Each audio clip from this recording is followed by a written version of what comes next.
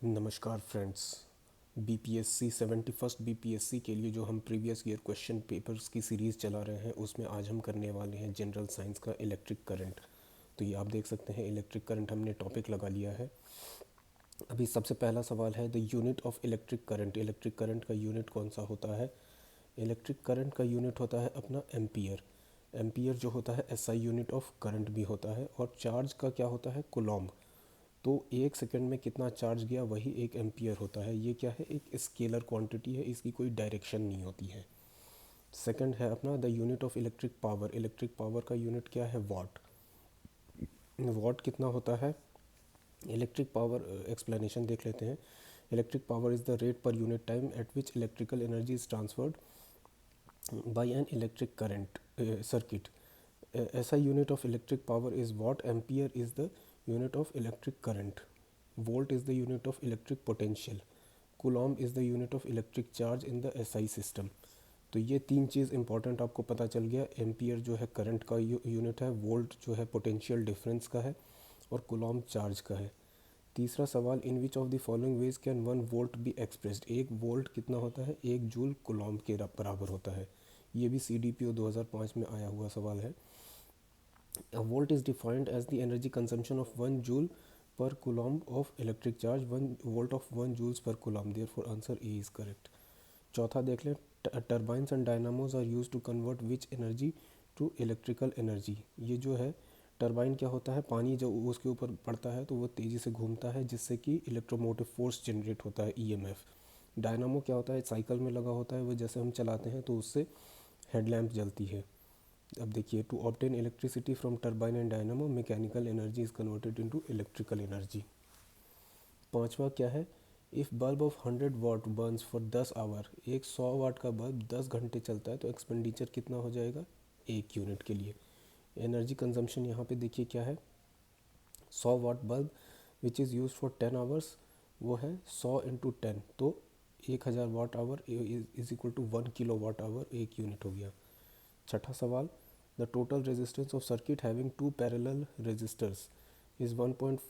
Parallel में जब भी रेजिस्टेंस होता है तो उसका फॉर्मूला क्या होता है? 1/R is equal to 1/R1 plus 1/R2, ऐसे ये चलते जाती हैं चीज़ें।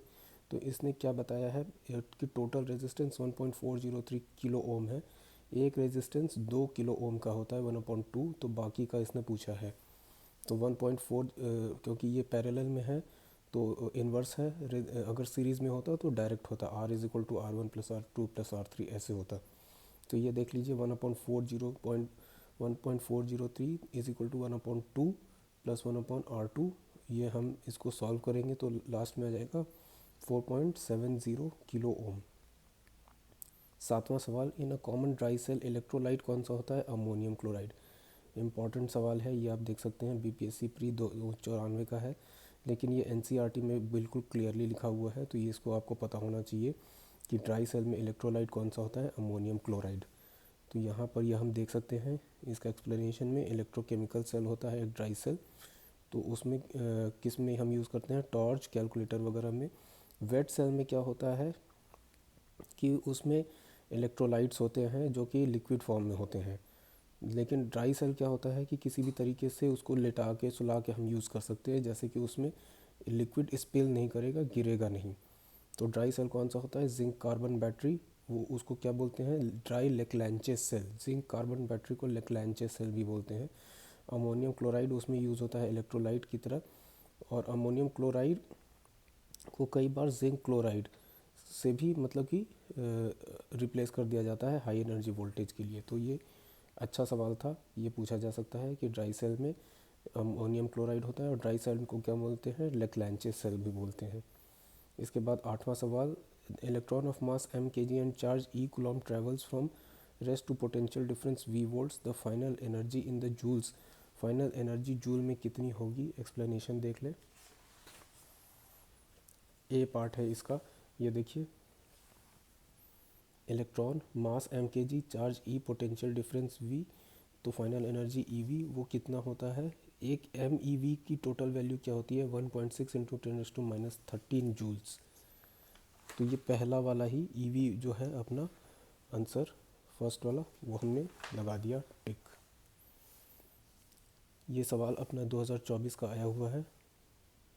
9th देखें, डायनामो, ये हम देख चुके हैं मैकेनिकल एनर्जी से इलेक्ट्रिकल एनर्जी में, ये हम देख चुके हैं पीछे ही। इसके बाद इलेक्ट्रिक मोटर में क्या होता है, इलेक्ट्रिकल से मैकेनिकल में हम करते हैं, उस पर बिजली जब हम देते हैं। मोटर क्या होता है, जैसे कि खेतों में लगी होती है, बिजली जब आती है तब उससे मतलब कि पंप चलता है। तो इलेक्ट्रिकल एनर्जी से मैकेनिकल एनर्जी। तो हमने देखा कि मैकेनिकल से इलेक्ट्रिकल, इलेक्ट्रिकल से मैकेनिकल एनर्जी में कन्वर्जन हो सकता है। तो ये law of conservation of energy भी है, जिसमें बताया जाता है कि energy can only be transferred from one form to another form, वो कभी भी डिस्ट्रॉय नहीं होती है। 11वां सवाल क्या है, इलेक्ट्रिक करंट का डिवाइस मेजर करने के लिए क्या है, आमीटर। आमीटर क्या होता है, इलेक्ट्रिक करंट एम्पियर में जिसको मेजर करते हैं वो है। What instrument is use to measure electric current, अब ये हो गया आमीटर, देखा अभी हमने यहाँ पे, ये 19 में आया हुआ सवाल है। Photo electric cell is a device जो कि क्या करता है, लाइट एनर्जी को इलेक्ट्रिक एनर्जी में कन्वर्ट कर देता है। फोटो इलेक्ट्रिक, फोटो से शुरू हुआ मतलब लाइट से शुरू हुआ और इलेक्ट्रिक में कन्वर्ट कर दिया। यहाँ पर भी देखिए 23 का सवाल है, ये 23 का। इलेक्ट्रॉनिक डिवाइस है जो लाइट एनर्जी को इलेक्ट्रिकल एनर्जी में बदल देता है। It is also known as electric eye और फोटो ट्यूब। ये जो है फोटो इलेक्ट्रिक इफेक्ट पे चलता है। तो अभी ये क्या चीज़ है, इसमें क्या क्या चीज़ें होती हैं। इवैक्यूएटेड ग्लास सेल जो होता है उसमें क्या होती है, 2 इलेक्ट्रोड, एक होती है एनीमीमीटर और एक कलेक्टर। 14वां सवाल, 14वां सवाल जो है, solar cell is a device which converts the light energy into electrical energy. We obtain the highest output of energy during the noon when the sun is just above our head. इसका कहने का मतलब है कि solar cell जो है device है, light energy को इलेक्ट्रिकल एनर्जी में कन्वर्ट करता है। और हाईएस्ट आउटपुट हमें कब मिलता है, जब सन डायरेक्ट हमारे सर के ऊपर होता है। वो क्यों होता है, the density of light radiation is maximum when sun rays are following vertically. तो यहाँ पे देखिए, solar cell is a device that converts light energy into electrical energy. We obtain highest output, क्यों होता है, हमारे सर के डायरेक्ट ऊपर होता है, क्योंकि रेडिएशन उस समय मैक्सिमम होता है। 15वां सवाल, मैग्नेटिक नीडल कहाँ को पॉइंट करता है, नॉर्थ की तरफ रहता है हमेशा मैग्नेटिक नीडल। मैग्नेट जो कंपास होता है उसका मैग्नेटिक नीडल नॉर्थ की तरफ होता है। तो इसने बताया मैग्नेट का 2 पोल होता है, एक नॉर्थ पोल और एक south pole. North pole of किसी भी मैग्नेट का साउथ पोल से अट्रैक्ट होगा, और अगर सेम पोल होंगे तो रिपेल होगा, रिपल्शन होगा, आपस में वो दोनों एक दूसरे को रिपेल करेंगे। अब ये क्या है, so north end of compass magnet is drawn to align with the earth magnetic field because the earth magnetic field north pole attracts the north ends of other magnets. It is technically the south pole of planets magnetic earth.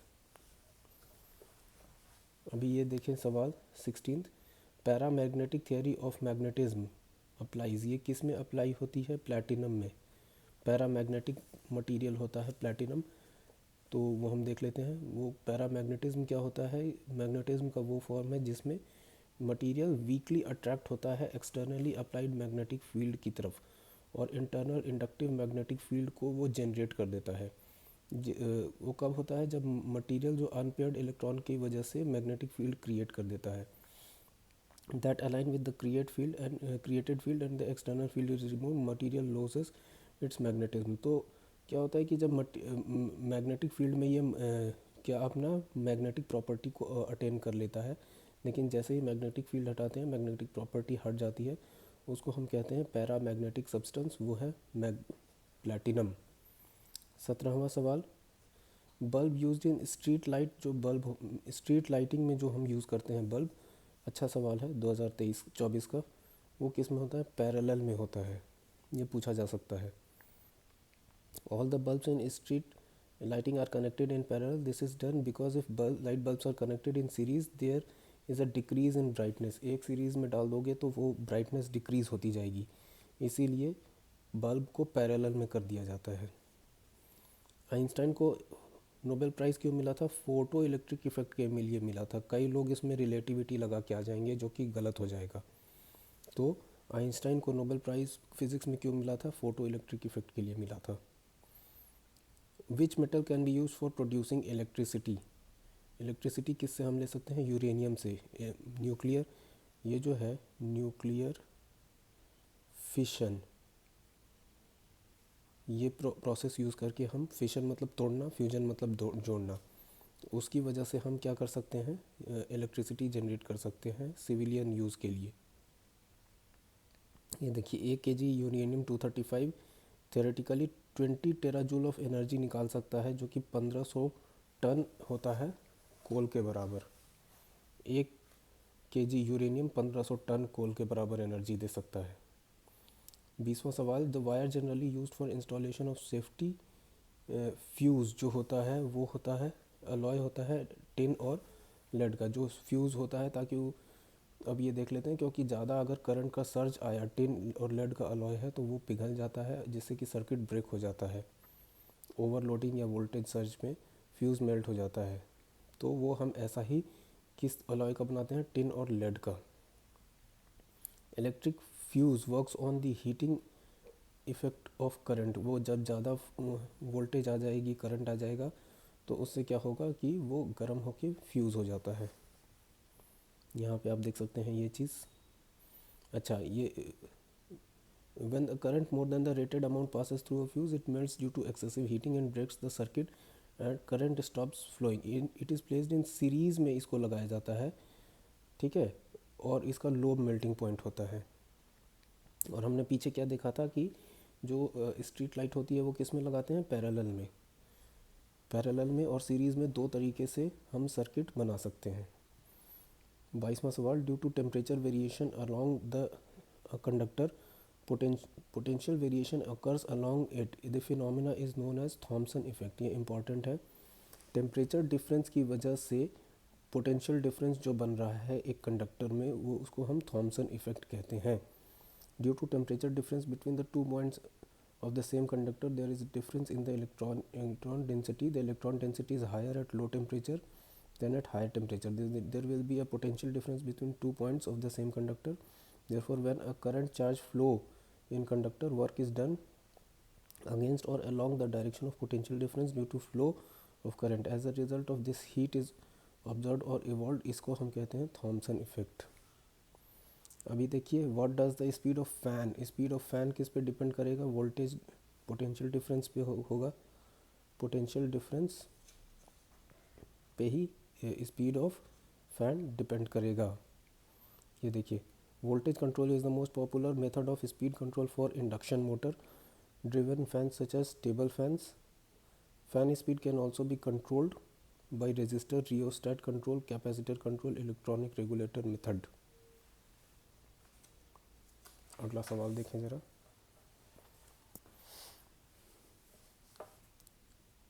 The material commonly use to make the core of an electromagnet. Core of electromagnet हम किससे बनाते हैं, soft iron से बनाते हैं। ताकि वो क्या होता है, the core of electromagnet is made of soft ferromagnetic material. Electromagnets are used in making electric bells, loud speaker. जो इलेक्ट्रोमैग्नेट होते हैं ना, ये electric bell, loud speaker, telegraph equipment, ये सब में यूज़ होते हैं। High voltage grids are use to transmit electricity. High voltage grid क्यों होता है, हीट लॉसेस में कम होता है। High voltage grids are used for transmitting electricity to increase efficiency and reduce heat loss. According to Ohm's law, low current produces low resistance loss for a constant value. ये Ohm's law का equation है, P is equal to V I. वो P is equal to power का equation है, P is equal to V I voltage into current. तो ये हो गया। तो ज़्यादा हाई वोल्टेज ग्रिड क्यों यूज़ होता है, ताकि क्योंकि उसमें हीट लॉस कम होता है। उसके बाद 26 में, the number of neutral points around a bar magnet placed on earth. ये जो है, around a bar magnet placed in earth magnetic field with its north pole pointing towards geographic north is, क्या होता है इसका हम देख लेते हैं explanation. The number of neutral point, जो न्यूट्रल पॉइंट है बार मैग्नेट की तरफ प्लेस्ड है, जो कि अर्थ मैग्नेटिक फील्ड में होगा, नॉर्थ की तरफ अगर पॉइंट कर रहा है तो वो 2 होगा, वही इसने बताया है। 27वां सवाल, इन बिग शोरूम्स और departmental stores the vigilance mirror used is. Vigilance mirror जो यूज़ होता है वो होता है कॉन्वेक्स मिरर। वो कॉर्नर्स पे लगाया जाता है जनरली, ताकि सामने से आती हुई चीज़ दिख जाए। अब यहाँ देख लीजिए, convex mirror is a curved mirror where the reflective surface bulges towards outwards towards light source and inner surface is polished. Convex mirrors show a large field of view. The image formed by convex mirror is erect, virtual and diminished. So the image of wide range of area is virtually formed in convex mirror. Convex mirror provide the ability to see around the corners, which is enormously valuable when you aim to protect your shop from thieves. मतलब कि दूर से ही आपको पता चल जाएगा। Convex mirror वहाँ पे आप लगा के रखोगे तो वो कोने पे जनरली लगाई जाती हैं। अब करंट डेंसिटी क्या होती है? एक वेक्टर क्वांटिटी है। क्यों? करंट डेंसिटी एक vector quantity is a product of charge of density and velocity. कब का सवाल है ये? 23 का है। और 29th क्वेश्चन जो है, which of the following metals is used as filament, किस में यूज़ होता है? बल्ब में टंगस्टन वाला। ये तो काफ़ी ही कॉमन सा सवाल है, सभी जगह पूछी जाती है ये चीज़ें। टंगस्टन होता है, ये नया एक मटेरियल इन्होंने 1783 में फाइंड आउट किया था। इसके बाद फिर 30th question, electricity consumption bill is based on the measurement of. Electricity consumption bill कैसे होता है? ओनली 1 वाट, पावर पे डिपेंड करता है। Electricity bill is based on the measurement of kilowatt hour. A kilowatt hour is the unit of electricity consumption equal to 1000 watt in 1 hour. अब ये देखिए, an AC current can be produced by dynamo. AC current जो dynamo होता है, मतलब कि mechanical energy से electrical energy में जो कन्वर्ट करता है वो अल्टरनेटिंग करंट होता है, AC करंट। देखिए, और एक दूसरा जो होता है वो डायरेक्ट करंट होता है जिसे DC बोलते हैं। Can be generated by a dynamo. A dynamo is a device that works on the principle of electromagnetic induction. Dynamo currents mechanical energy into electrical energy. What phenomena occurs during lightning? में क्या होता है? Electric discharge हो जाती है। Lightning is a natural process created by an electrostatic discharge through the atmosphere between two electricity charged regions. 33. Which of the following represents a non-ohmic resistance? Non-ohmic resistance क्या होती है? Torch bulb.